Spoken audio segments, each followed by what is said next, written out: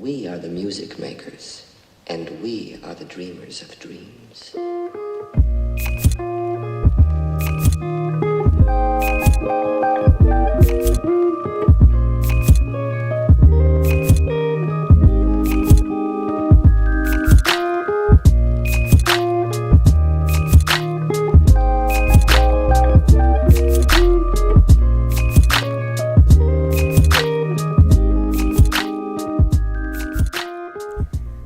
Hello, I'm Zaccura and welcome back to my channel.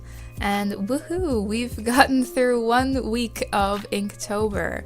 This past week has been crazy for me, as I'm sure it has been for many of you as well. But I wanted to make this video to talk about some plans I have for Inktober and chat a bit about how this past week has gone. If you've been following me on Twitter, Instagram, or Artemino, then you kind of already know what I've been doing for Inktober, as I have been posting there daily. But this video is going to be a bit more in-depth about the story behind what I'm doing for this year, for the challenge, as well as showing some process footage for the various drawings I did for week 1. So this is my 3rd year in a row participating in Inktober. A few of you who have been following my channel since I rebooted it last year may recall the project I did for 2017's Inktober. I called it String to the Other Side, which was a wordless story that followed the main character, Willow, as she finds a red balloon, falls asleep, and then finds herself in a strange new world. I made a compilation video where I show the images alongside some really nice music, and I'll have that video linked up in the card and in the description box if you'd like to watch that story. But one thing that I distinctly remember about doing that project last year was burnout. Like, bad burnout, which I talked about a bit in the chat video after the project was finished. I had planned out every single illustration beforehand so that they would follow the storyline, and each illustration was drawn on a full-size 8.5 by 11 inch piece of paper, and the style was full of details, cross-hatching, and ink washes. Each illustration easily took me around 4 to 5 hours straight to complete every day. I went all out on that project, and as a result, the everyday workload was honestly too much. I don't think I mentioned this before, but somewhere around day 12 to 15-ish, I seriously considered quitting, or at least taking a break and then finishing it a little into November. I had even gone as far as writing what I was going to say, because that was when the burnout really started to kick in, but I'm very stubborn and instead trudged through it and completed the project as planned. Am I glad I trudged through it? Yes, because if I hadn't, then knowing me, I probably wouldn't have ever finished it if I broke the deadline. It was kind of my first real art project. I had a goal, and I had a deadline, and I had a plan, and I executed it. But the underlying stress that came with it is not something to glorify. You shouldn't be putting yourself under that kind of pressure when you can help it, and that was probably one of the most important things I learned from last year. Well, I mean, that lesson might need to be reinforced a bit, as this monthly character series I've put on myself is certainly no breeze.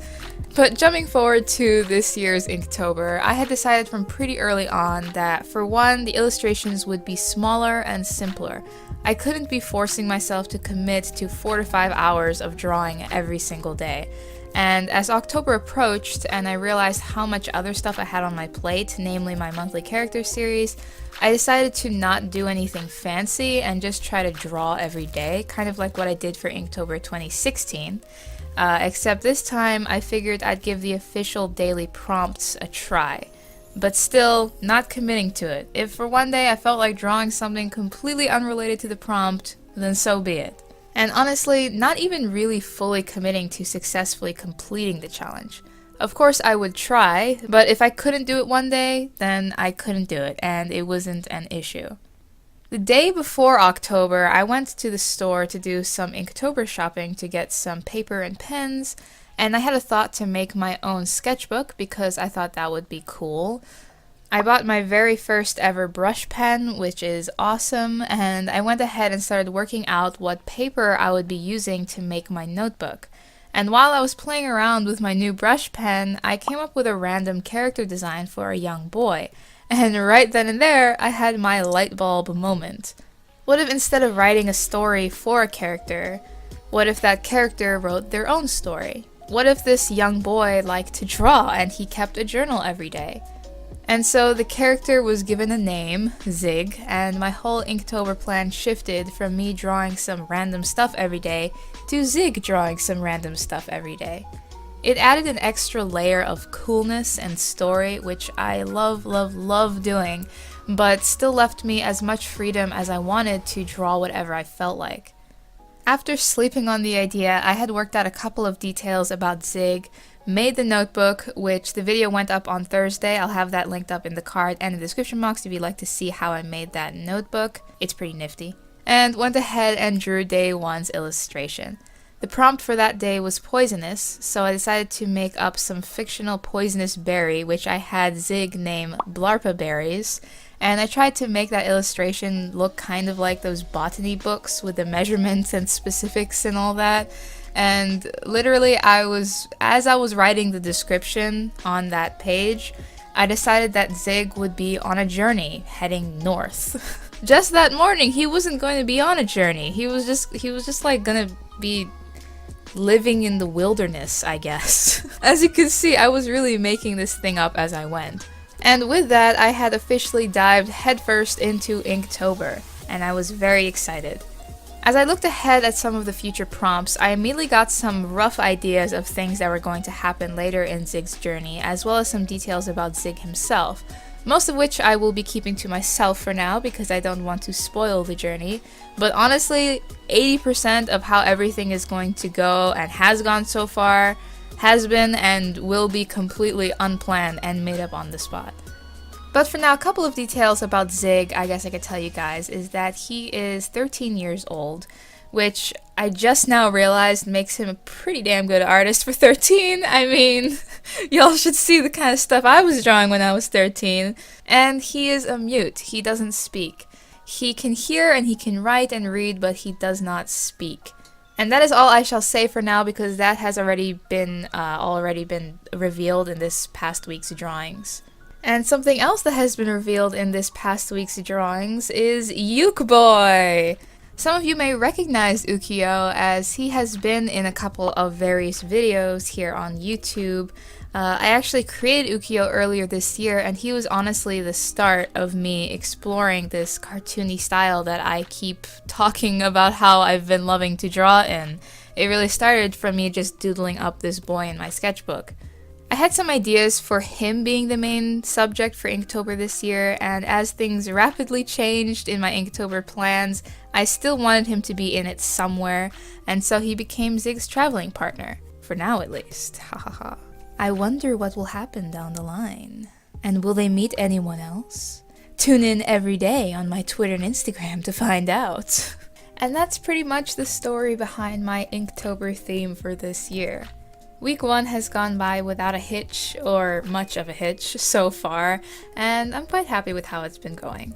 But we'll see how long it lasts and if I even will complete the challenge this year. I have some extra stuff I specifically need to do this month, so if all goes well, then all goes well. But if all doesn't go well, then Inktober isn't going to be at the top of my list of priorities. So if I need to drop off at some point because it becomes too much to keep up with, then so be it. But of course, I will try to complete the challenge because I love Inktober and it's just such an awesome time of the year. I'm thinking of having my next video talk about some tips and advice for beating Inktober burnout and just general tips for completing the challenge. So if you guys would like to see that, let me know in the comments because I do have some things that I've learned from completing the challenge 2 years in a row. But for now, I hope all of you who are participating in Inktober are having fun with it, and those of you who aren't participating are having fun seeing all of the inky goodness that takes over the online artist community every October. Best of luck to everyone as we head into week 2. I cannot wait to see everyone's creativity going forward, and I cannot wait to learn more about Zig. I mean, Not planning things out is usually not a great thing to do with stories because it can cause story plot hole issues as well as some other things, which I am sure I will be making at some point. But it has an added effect, which is that I feel like I'm going on the journey with everyone else. I'm slowly discovering these characters and slowly falling in love with them.